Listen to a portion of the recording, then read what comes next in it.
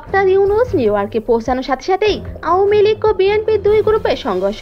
Doctor ইউনূসের ফাঁসির দাবিতে উত্তাল যুক্তরাষ্ট্র। বিস্তারিত জানতে সাথে থাকুন।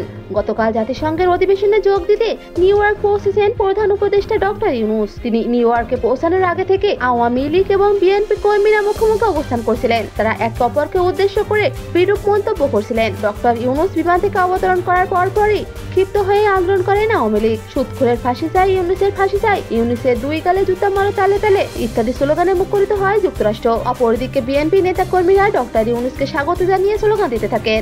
এক পর্যায়ে দুই গ্রুপের সংঘর্ষ হলে স্থানীয় পুলিশ তাদেরকে নিয়ন্ত্রণে আনে। ডক্টর ইউনূস এ দেশে আসছে বাংলাদেশের 17 কোটি মানুষকে রিপ্রেজেন্ট করার জন্য। অবৈধভাবে সে আসতে পারে না। তবে দুইটি দল মারমুখী অবস্থানে আছে। আমরা বিএনপির সাইড দেখছেন, এখানে কিন্তু পুলিশ আছে।